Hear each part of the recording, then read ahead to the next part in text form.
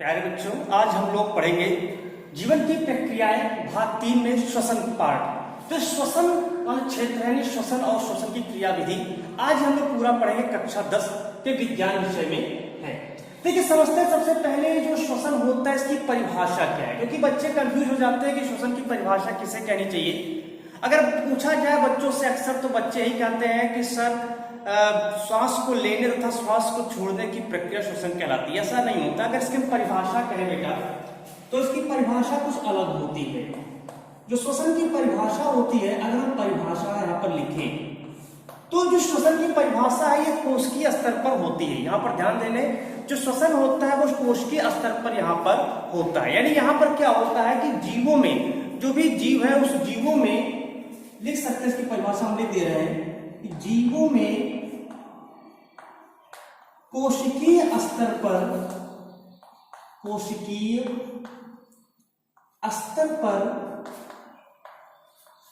भोज्य पदार्थों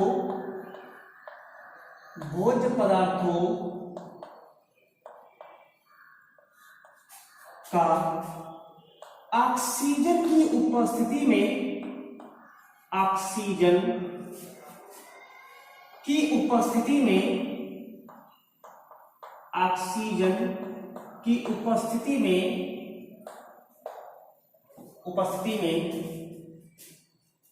जैविक ऑक्सीकरण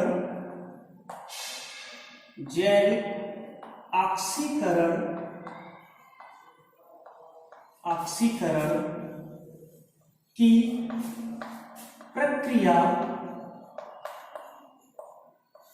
श्वसन कहलाती है।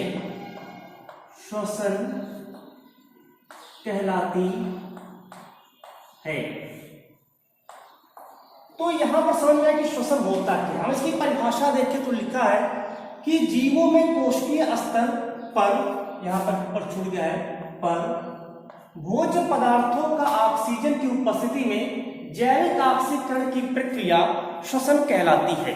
तो ये जो परिभाषा है, यानी कह सकते हैं कि जीवों में ऑक्सीजन की उपस्थिति में भोजन का या कार्बोहाइड्रेट का ऑक्सीकरण एवं निम्नीकरण करने की प्रक्रिया श्वसन कहलाती है।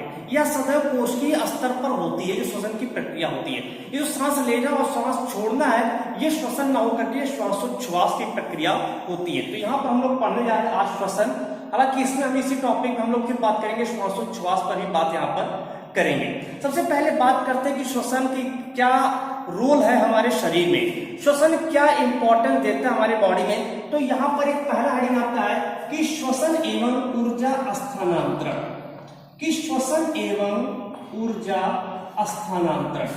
जैसे कि यहाँ पर देख रहे हैं कि श्वसन की भी प्रक्रिया लिखी है और हम लोग चूंकि श्वसन पढ़ रहे हैं और इस श्वसन में एक शब्द आ गया ऊर्जा स्थानांतरण। तो ये श्वसन एवं ऊर्जा स्थानांतरण, तो श्वसन तो प्रक्रिया यहाँ पर एक मैकेनिज्म है, इसमें ऊर्जा स्थानांतरण मतलब क्या होता है इसको समझेंगे। देखिए, जो श्वसन की प्रक्रिया होती है, श्वसन की प्रक्रिया में, पूरी श्वसन की प्रक्रिया में कुल यहाँ पर एक ऊर्जा का यौगिक बनता है और वो ऊर्जा जो होता है एक यौगिक एटीपी के रूप में संचित होती है। तो एटीपी क्या है? एक उच्च ऊर्जा वाला यौगिक होता है, एक उच्च ऊर्जा वाला यौगिक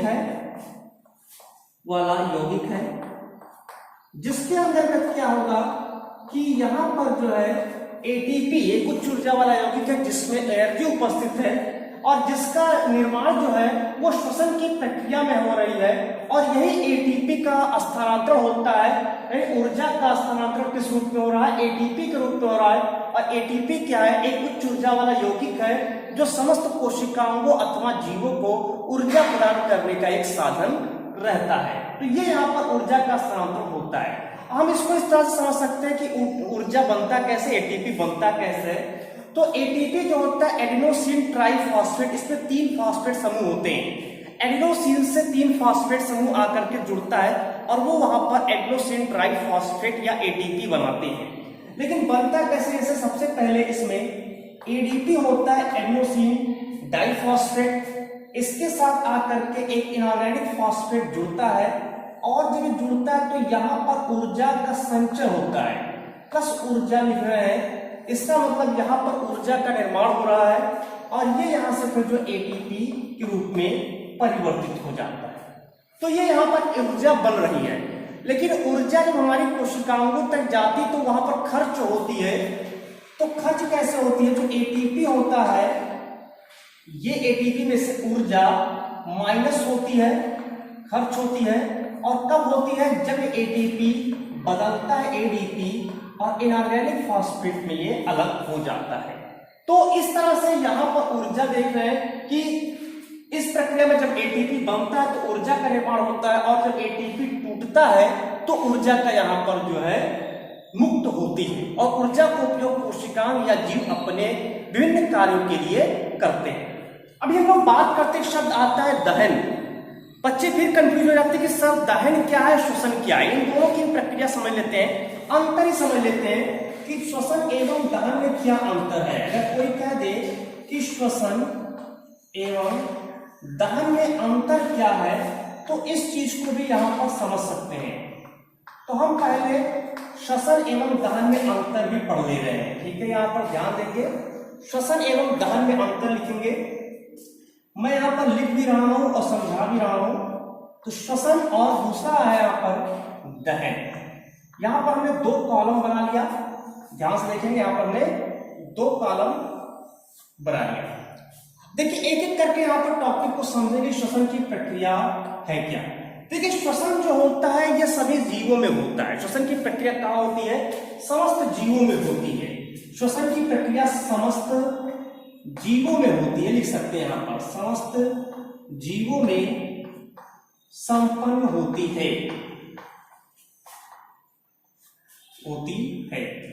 जबकि दहन की प्रक्रिया क्या होती है?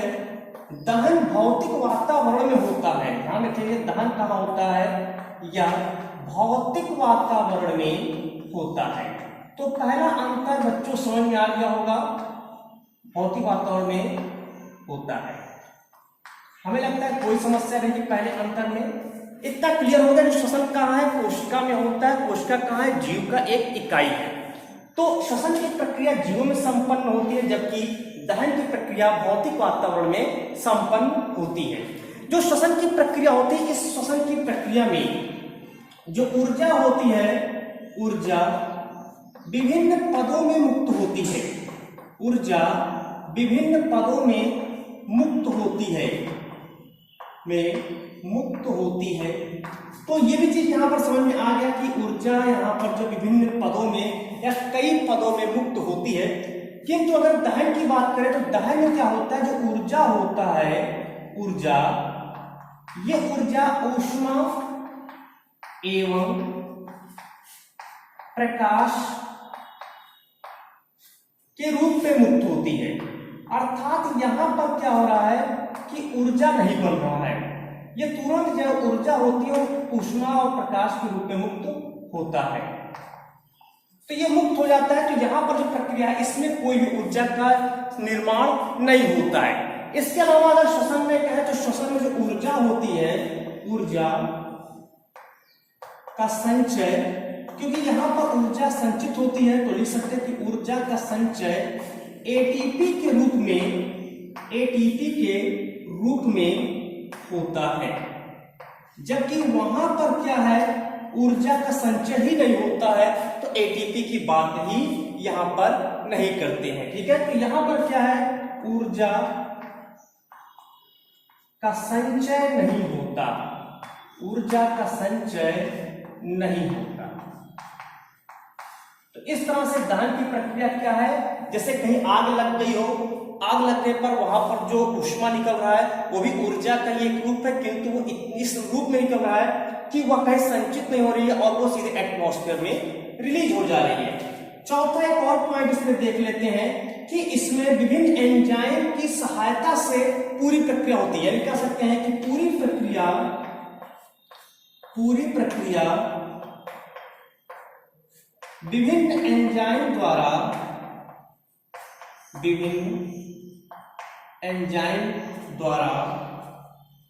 नियंत्रित होती है। ये भी चीज ध्यान रखिएगा कि विभिन्न एंजाइम द्वारा नियंत्रित होती है। जबकि इस वाले पार्ट में क्या कहेंगे कि यहां पर एंजाइम भाग ही नहीं लेता, एंजाइम होता ही नहीं है, एंजाइम भाग नहीं लेते हैं। एंजाइम की आवश्यकता यहाँ पर नहीं है, एंजाइम भाग नहीं लेते।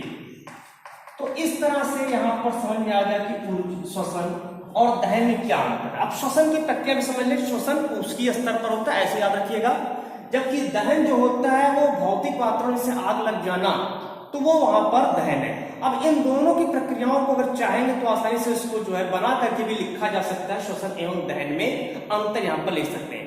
अब बात करते हैं श्वसन की क्रिया विधि को, तो ये यहाँ पर इसको नोट कर लीजिएगा, श्वसन एवं दहन में अंतर। अब हम लोग बात करने जा रहे हैं दूसरे टॉपिक पर, श्वसन की क्रिया विधि। जो मेन टॉपिक है श्वसन की क्रिया विधि, श्वसन की क्रिया विधि।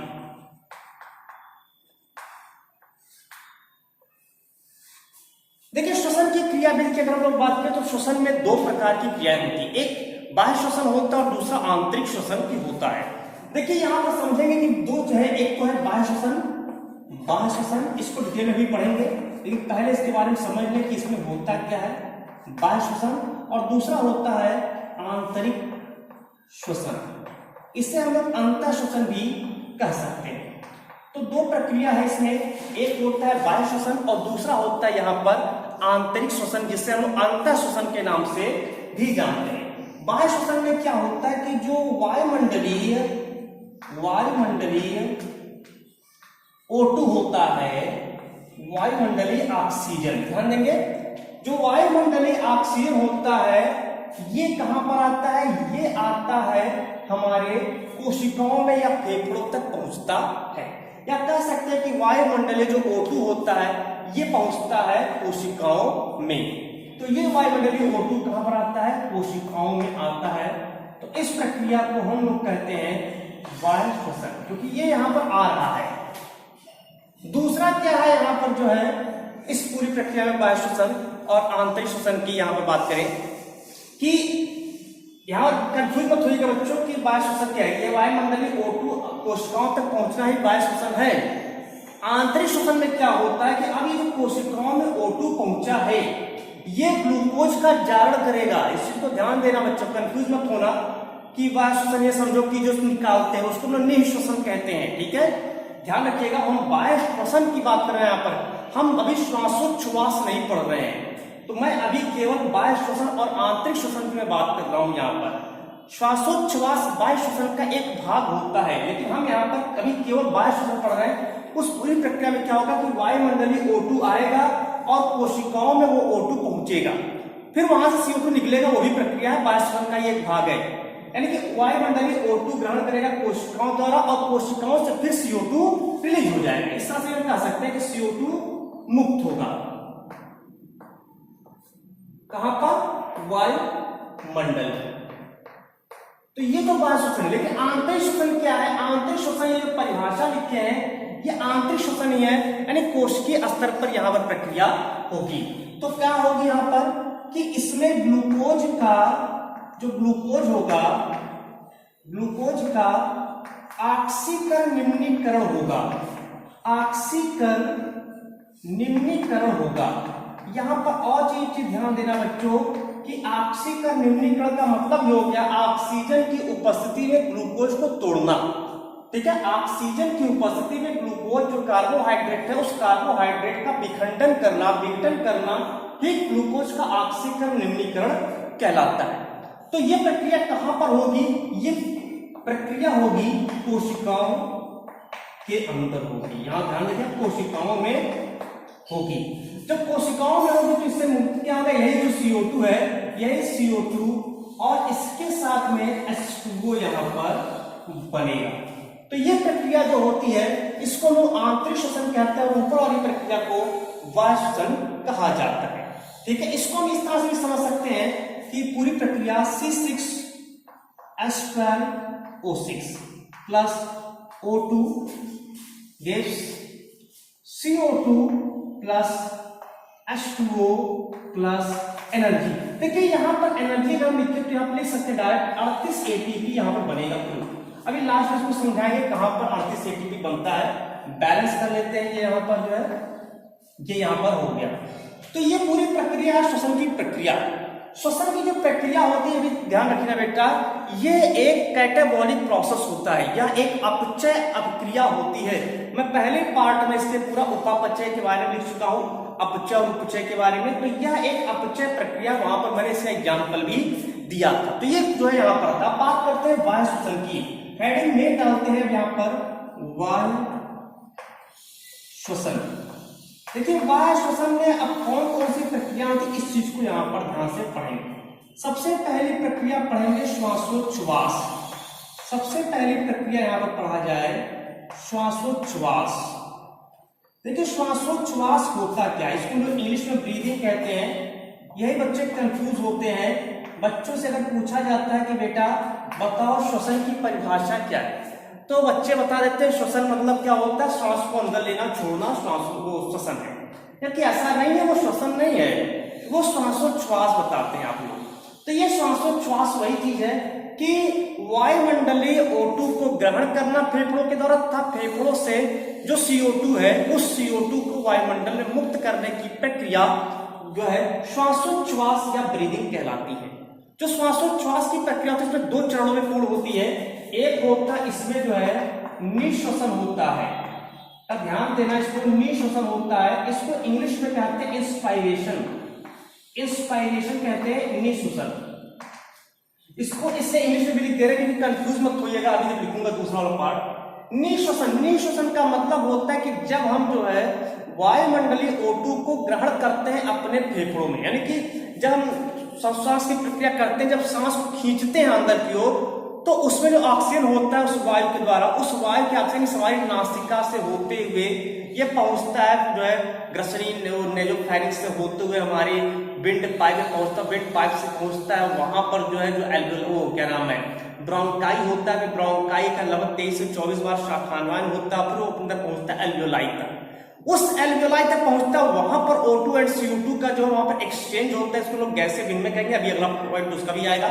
फिर उसके बाद वहां से जो है जो CO2 यहाँ पर रिलीज हो जाता है। तो निःश्वसन क्या है कि श्वसन को यानी कि ऑक्सीजन को ग्रहण करने की प्रक्रिया निःश्वसन कहलाती है।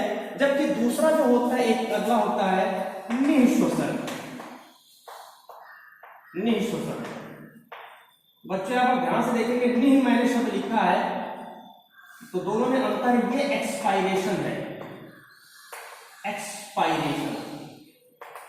तो ये यहाँ पर निःश्वसन है और वहां पर निःश्वसन है, मतलब कि फेफड़ों से अशुद्ध वायु को शरीर से बाहर निकालना निःश्वसन कहलाता है। जबकि वायुमंडल से शुद्ध वायु को फेफड़ों तक पहुंचाने की प्रक्रिया निःश्वसन कहलाती है। तो ये यहाँ पर श्वासोच्छ्वास की प्रक्रिया होती है।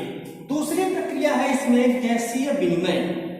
गैसीय विनिमय, देखो मैं जो गैसीय विनिमय होता है, इसको विनिमय का मतलब समझ लें। विनिमय मतलब होता है आदान प्रदान करना। विनिमय मतलब आदान प्रदान करना, और किसका आदान प्रदान करेंगे, गैस का करेंगे। गैस में कौन कौन से, O2 एंड CO2 है। ध्यान देंगे यहाँ पर किसका किसका करेंगे, O2 एंड CO2 का विनिमय करेंगे। O2 एवं CO2 का विनिमय होगा। विनिमय का मतलब होता है अदला बदली। तो फिर ये दिमाग में क्वेश्चन आता है कि सर ये O2 और CO2 का विनिमय हो कहाँ रहा है। ये भी रहता है कि आखिर ये O2 और CO2 का विनिमय हो कहाँ रहा, किसके बीच में यहाँ पर जो है हो रहा है। तो ये जो पूरी प्रक्रिया होती है वायु तथा रुधिर केशिकाओं के बीच में होते हैं, या रुधिर के विकासकों के बीच में होता है। वायु और इसके वायु और जो रुधिर केशिका होता है इसके बीच में होता है रुधिर केशिका। तो इस पूरी प्रक्रिया में होता क्या है, रुधिर केशिकाओं के बीच में होता है। तो इसमें क्या होता है, जो O2 होता है, इस O2 यहाँ पर आता है, तो इससे जो है ये O2 जो है वायु के थ्रू रुधिर केशिका में जाता है। जबकि जो CO2 है वो CO2 रुधिर केशिकाओं से वायु में विसरित होते हैं।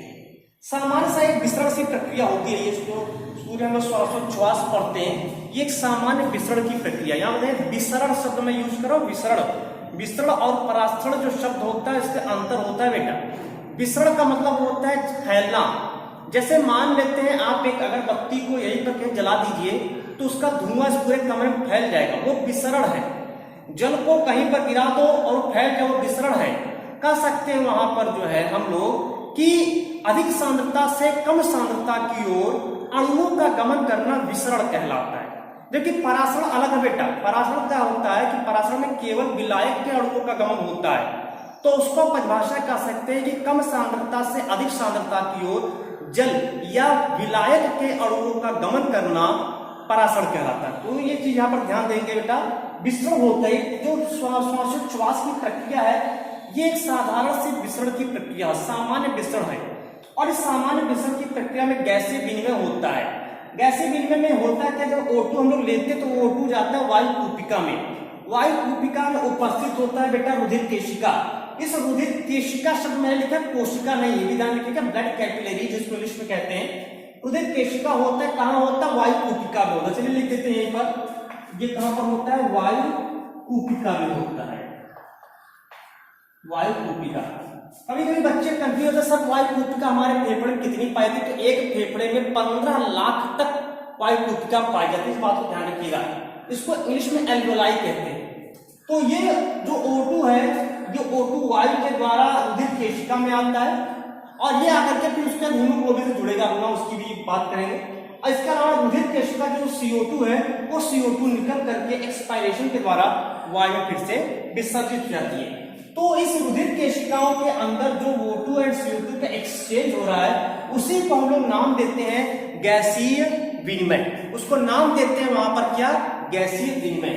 तीसरा इसमें आता है ऑक्सीजन परिवहन। ऑक्सीजन परिवहन। ऑक्सीजन परिवहन क्या होता है, कैसे होता है, इस चीज को ध्यान रखिए। देखिए ऑक्सीजन परिवहन होता है सभी वर्टिब्रेट्स में। सभी जो वर्टिब्रेट्स है, कशेरुकी जंतु है, उनमें ऑक्सीजन के परिवहन के लिए एक पिगमेंट पाया जाता है जिसका नाम है हीमोग्लोबिन। जिसका नाम है हीमोग्लोबिन। इस CO2 को यहां लिख देते हैं हीमोग्लोबिन। तो ये जो हीमोग्लोबिन होता है, अब बेटा इसे कलर भी जान लीजिए, बच्चे से भी कंफ्यूज होते हैं, कहते हैं लाल रंग का होता है, ऐसा नहीं है। हीमोग्लोबिन बैगनी रंग का होता है। हीमोग्लोबिन बैगनी रंग का होता है। और लेकिन जब हीमोग्लोबिन ऑक्सीजन से क्रिया कर लेता है तो ये बना लेता है ऑक्सी हीमोग्लोबिन। ये बना लेता है ऑक्सी हीमोग्लोबिन। और अब ये जो ऑक्सी हीमोग्लोबिन होता है बेटा, अब ये चटकीले लाल रंग का दिखाई देता है। ऑक्सी हीमोग्लोबिन कैसा दिखेगा? चटकीले लाल रंग का अब दिखाई देता है। तो इस चीज को भी ध्यान रखिएगा। हीमोग्लोबिन क्या है? एक आयरन कंटेनिंग वर्णक है, पिगमेंट है, आयरन कंटेनिंग है, यानी कि इसमें जो है आयरन पाया जाता है। और हीमोग्लोबिन जो होता है, इस हीमोग्लोबिन में जो है बैगनी रंग का होता है। जब ऑक्सीजन जुड़ता है, ऑक्सीजन से क्रिया करता है और वो ऑक्सी हीमोग्लोबिन बनाता है। कभी कभी बच्चे कंफ्यूज होते हैं, सर हीमोग्लोबिन के किस भाग से ऑक्सीजन जुड़ रहा है? क्योंकि हीमोग्लोबिन में दो है ना, एक हीम नामक लौहयुक्त पदार्थ है और दूसरा ग्लोबिन नामक प्रोटीन है। तो बेटा इस चीज को भी ध्यान रखना कि जो O2 होता है वो हीम वाले भाग से एक अस्थिर बंध के द्वारा, एक अस्थिर प्रतिबंध के द्वारा जुड़ता है। तो इस चीज को ध्यान रखना बेटा कि हीमोग्लोबिन के हीम भाग से O2 जुड़ता है और वो ऑक्सी हीमोग्लोबिन बना लेता है, चटकीला लाल रंग का होता है। और ये ऑक्सी हीमोग्लोबिन ले जाकर कोशिकाओं तक ऑक्सीजन को पहुंचा देता है। कोशिकाओं तक क्या करता है? ऑक्सीजन को पहुंचा देता है। अब वापस ये जो है लेकर के आएगा CO2 को, तो उसको हम लोग कहेंगे यहाँ पर कार्बन डाइऑक्साइड का परिवहन। चौथा है कार्बन डाइऑक्साइड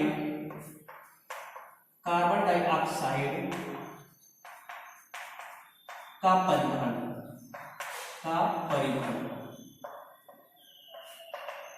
ये मैं सोच रहा हूं कि मैं पढ़ा क्या रहा हूं, मैं बाह्य शोषण ही पढ़ा रहा हूं, अभी आंतरिक शोषण की हमने बात नहीं की। अभी देखिए मैं कोशिका के अंदर नहीं गया हूं, अभी कोशिका के अंदर नहीं गए, अभी कोशिका के बाहर ही बाहर डाल रहे हैं।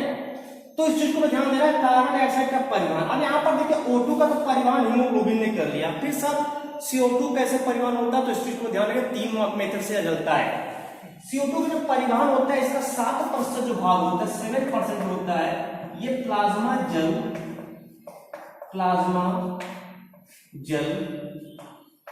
के रूप में होता है। प्लाज्मा जल में H2CO3 के रूप में होता है। पहला चीज यहाँ पर के रूप में कितना परसेंट बेटा 7%। बाकी जो 70% होता है 70% जो CO2 का परिवहन होता है, ये CO2 का परिवहन बाइकार्बोनेट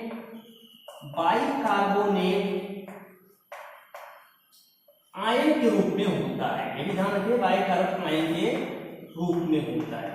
देखिए इसको एक और नाम से जानते हैं बेटा, इसको कहते हैं हम लोग हैमबर्गर शिफ्ट या क्लोराइड शिफ्ट के नाम से जानते हैं। इसका पूरा वीडियो CO2 का परिवहन जो है क्लास 11th के लिए हमने बना के रखा है। अगर हम बात करें, चूंकि हम हाई स्कूल लेवल पढ़ा रहे हैं तो हाई स्कूल में बहुत सारे टॉपिक नहीं है, इसलिए इसको जो है उतना ही पढ़ना है, जितना ही पढ़ा रहे हैं जितना आप लोग को पढ़ना है। लेकिन अगर जो बच्चे बहुत डिटेल में पढ़ना चाह रहे हैं तो वो जो है इस चैनल को सब्सक्राइब कर ले, और चैनल को सब्सक्राइब करने के बाद मेरे जो वीडियोस है उस वीडियो में रिस्पायरेटरी सिस्टम पर जाएंगे तो इसकी बहुत ही डिटेल आपको वीडियो मिलेगी। इन सभी एक एक टॉपिक के वीडियोज बनाए गए, एक एक टॉपिक पर पूरा वीडियो बनाए, तो वहां पर बहुत सारे वीडियोस बनाए गए। रिस्पायरेटरी सिस्टम वाले प्लेलिस्ट में जाएंगे, रिस्पायरेटरी सिस्टम को ओपन करेंगे और वहां पर बहुत ज्यादा इससे जितने हर एक टॉपिक पर वहां पर इसका अलग बनाया गया, फिर परिवहन का इसका अलग परिवहन को बनाया गया, तो सबके अलग अलग वहां पर वीडियोस आपको मिलेंगे। इसके अलावा जो है जब ये आंतरिक श्वसन पढ़ाएंगे, उस आंतरिक श्वसन की भी वीडियो प्लांट फिजियोलॉजी में मिलेगा। प्लांट फिजियोलॉजी वाले टॉपिक में आप जाएंगे तो वहां पर आप पूरी प्रक्रिया आंतरिक श्वसन की 2-3 वीडियो में मिलाकर के इसको बनाया गया। बहुत ही जो है लेंथी टॉपिक है, उसको वहां पर डिटेल में आप पढ़ सकते हैं। यहाँ पर हम चूंकि हाई स्कूल की पढ़ा रहे हैं तो हाई स्कूल बहुत ही छोटा सा टॉपिक यहाँ पर है। तो बाइकार्बोनेट आयन के रूप में, यानी कि यहाँ पर जो इसको क्लोराइड शिफ्ट भी कह सकते हैं या हैमबर्गर शिफ्ट भी कह सकते हैं। बाकी जो 23% होता है, 23% जो इसमें होता है वो कार्बामिनो हीमोग्लोबिन के रूप में होता है। कार्बामिनो हीमोग्लोबिन के रूप में होता है। एक चीज और ध्यान देना बेटा, इसको जो है हम लोग कार्बोक्सी हीमोग्लोबिन भी कह सकते हैं, कार्बोक्सी हीमोग्लोबिन भी कह सकते हैं, कार्बोक्सी हीमोग्लोबिन भी कह सकते हैं, ग्लोबिन के रूप में होता है। तो ये यहाँ पर जो है CO2 का परिवहन होता है। तो CO2 का परिवहन कितने रूपों में होता है? प्लाज्मा के जल में H2CO3 के रूप में होता है, 70% बाइकार्बोनेट आयन के रूप में, जिसे हम लोग क्लोराइड शिफ्ट या हैमबर्गर शिफ्ट भी कहते हैं, 23% कार्बामिनो हीमोग्लोबिन या इसको हम लोग कार्बोक्सी हीमोग्लोबिन के रूप में होता है। तो ये जो कार्बामिनो हीमोग्लोबिन देख रहे हैं बेटा, इसमें हीमोग्लोबिन से CO2 जुड़ता है। अब फिर क्वेश्चन के साथ आपने बताया O2 जुड़ता है, तो CO2 कैसे जुड़ता है? CO2 भी जुड़ता है। O2 तो इसके हीम वाले भाग से जुड़ता है ना, तब वो ऑक्सी हीमोग्लोबिन बना लेता है। लेकिन जब हीमोग्लोबिन पहुंचता है रुधिर कोशिका में तो वहीं पर O2 जो होता है वो निकल करके चला जाता है कोशिका में, और कोशिका से जो CO2 होता है वो आता है ब्लड प्लाज्मा में। उस यानी कह सकते हो तरल, जो उसके तरल ऊतक होते हैं, फ्लूइड टिश्यू, अब उसमें जो ऊतक तरल पदार्थ है उसमें आता है, और जैसे ऊतक तरल पदार्थ में आता है CO2 आकर के हीमोग्लोबिन से जुड़ता है और उसको नाम देते हैं कार्बोक्सी हीमोग्लोबिन या कार्बामिनो हीमोग्लोबिन कहते हैं। अब फिर क्वेश्चन के साथ ऑक्सीजन हीम से जुड़ता है तो CO2 किससे जुड़ेगा? CO2 जुड़ेगा ग्लोबिन भाग से। O2 हीम भाग से जुड़ता है, लेकिन जो CO2 होता है वो CO2 ग्लोबिन भाग जो प्रोटीन है उससे एक अस्थिर बंध के द्वारा जुड़ता है, तो वो बना लेता है कार्बोक्सी हीमोग्लोबिन या कार्बामिनो हीमोग्लोबिन। तो ये इतना हम लोग पढ़े बाह्य श्वसन था। अब हम लोग पढ़ते हैं आंतरिक श्वसन की प्रक्रिया को। यहाँ पर आंतरिक श्वसन कैसे होता है, क्या होता है आंतरिक श्वसन में, उसको भी यहाँ पर समझेंगे।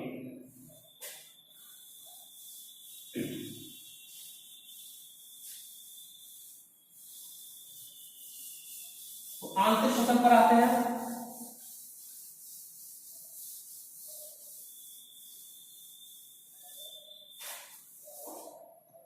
दूसरा है आंतरिक श्वसन।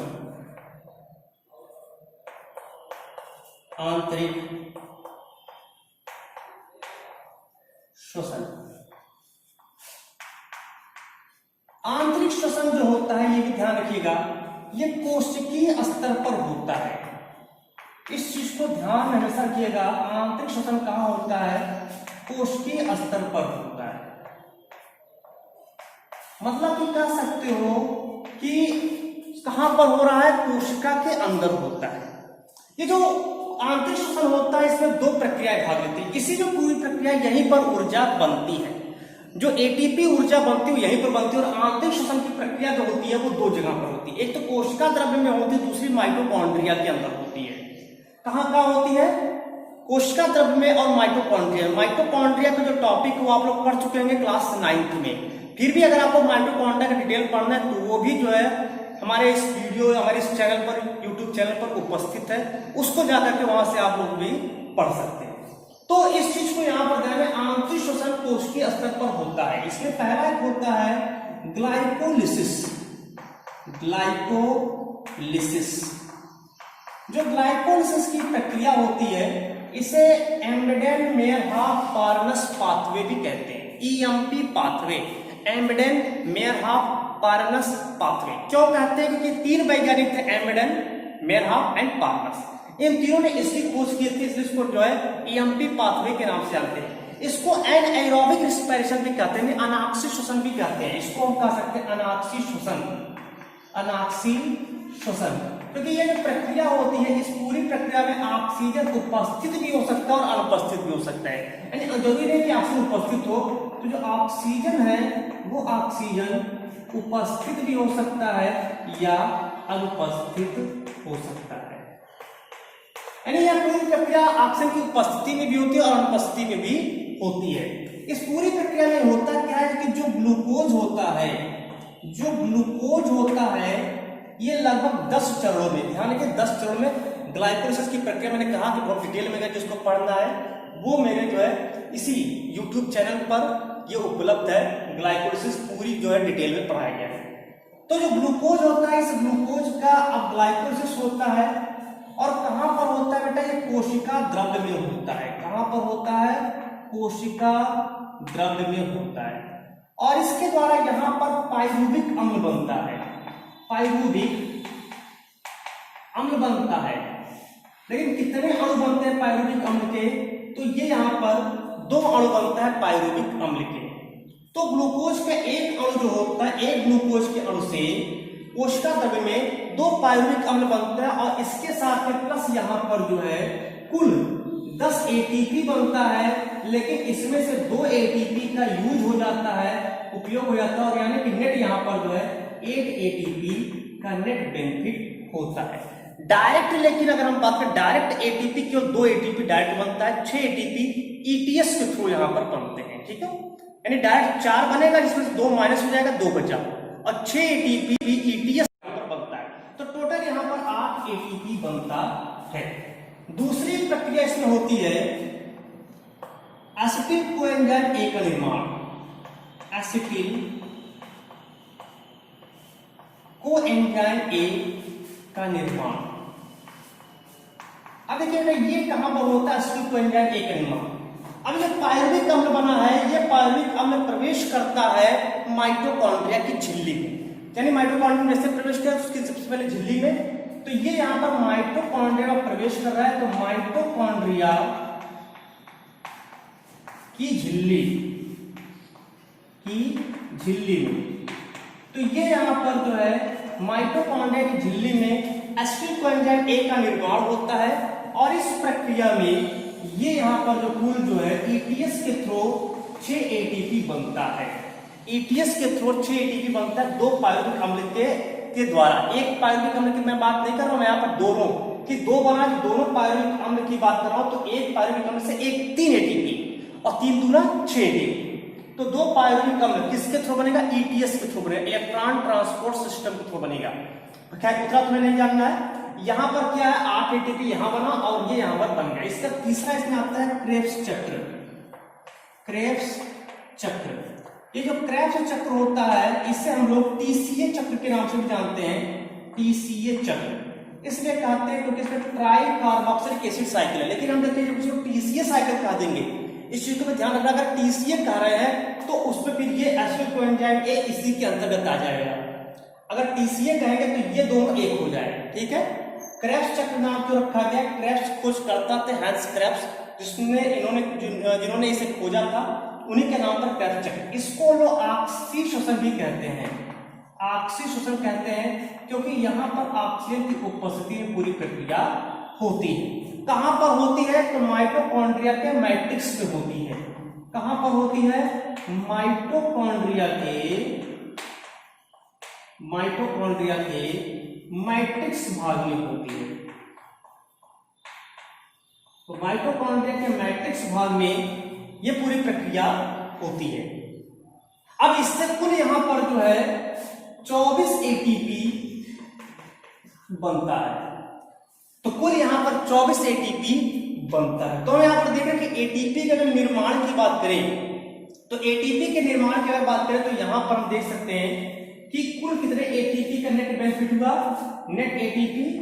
तो नेट एटीपी देख सकते हैं 8 6 14 4 18 की 8 हाथ लगे 1 2 1 3 38 एटीपी का नेट बेनिफिट होता है ग्लूकोज के एक अणु के विघटन से। तो इस तरह से यहाँ पर आंतरिक श्वसन होता है। इस आंतरिक श्वसन में जो ग्लूकोज है उस ग्लूकोज का ऑक्सीजन की उपस्थिति में दहन कराया जाता है या जारण कराया जाता है, ऑक्सीकरण निम्नीकरण कराया जाता है और उसके परिणाम स्वरूप वहां पर जो है विभिन्न प्रकार की प्रक्रियाएं होती हैं और इस प्रक्रिया के द्वारा अंत में जो है 38 एटीपी का नेट बेनिफिट हो जाता है। यही जो एटीपी है, यही एटीपी उच्च ऊर्जा वाला यौगिक है, जैसा कि हम पहले बता चुके हैं। और यही ऊर्जा का उपयोग जो है समस्त जीव या उसकी जो कोशिकाओं में कोशिकांग है वो अपने विभिन्न क्रियाओं में करते हैं और वो अपने शरीर में जैसे एनर्जी रहती है, कह सकते कि एनर्जी बहुत है, तो एनर्जी इसी की देन होती है। तो समस्त जो क्रियाएं होती हैं, जैविक क्रियाएं, वो इसी एटीपी नामक ऊर्जा के द्वारा समस्त प्रकार की जैविक क्रियाएं सभी समस्त जीव अपने पूर्ण करते हैं। तो ये आज का जो हम लोग का टॉपिक था, ये जीवन की प्रक्रिया में भाग 3 था आज हम लोग का, श्वसन या श्वसन की क्रिया विधि। इसको यहाँ पर समझे। आई होप आप लोग को समझ में आया है। अगर समझ में आया हो वीडियो तो वीडियो को सब्सक्राइब जरूर करें और इसके साथ में जो है इस वीडियो को शेयर करना न भूलिएगा। धन्यवाद, थैंक यू।